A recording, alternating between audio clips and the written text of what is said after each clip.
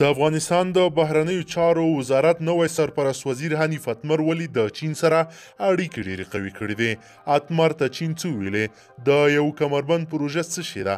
دلته په ویډیو کې له موږ سره وګورئ. درنو لیدونکو السلام علیکم، وخت مو په خیر. اتمر افغانستان د چین د یو کمربند یوې لارې کلک ملاتړی دی. د بهرنیو چارو سرپرست وزیر حنیف اتمر او د چین د بهرنیو چارو وزیر وانګ یي د دوه اړخیزو اړیکو د پیاوړتیا ترڅنګ د یو کمربند یوې لارې د پروژې افغان سولې او د کابل او اسلام آباد په اړیکو غږېدلي دي. دواړو لوریو د اړیکو په پیاوړتیا او د یو کمربند یوې لارې د پروژې په بشپړولو ټینګار کړی او ښاغلي اتمر له کورونا سره په مبارزه کې له افغانانو سره د چین د تجربو شریکولو او مرستو هرکلی هم کړی ده.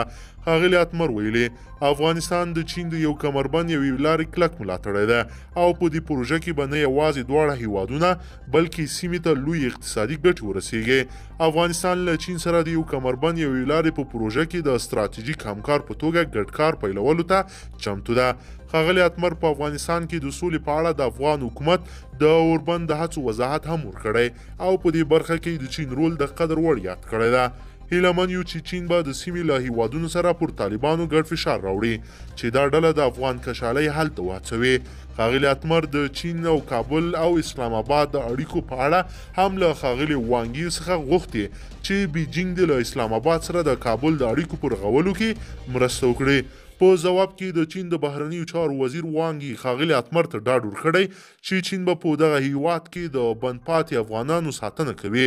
نوموړي د چین یو کمربند بند او یوه لاره د دواړو هیوادونو په ګټه وبلله او د سولې په رابطه د افغان حکومت ملاتړ وښود او ټینګار یې وکړ چې چین به په اسلام آباد او کابل د اړیکو په رغولو کې پوره هڅه وکړي. درنو لیدونکو تاسو د حنیف اتمر دغه کارونو په هکله څه نظر لرئ؟ له موږ سره حتما په کمنټ کې پرېږدئ. که چیرې غواړئ چې ورته تازه او مهمو پیښو څخه ځان ډېر ژر او په لنډو کې خبر کړئ زموږ چینل د سره سبسکرایب کړئ او ویډیو د سره حتما لایک کړئ. تر بلې ویډیو مو په لوی رب سپارمه.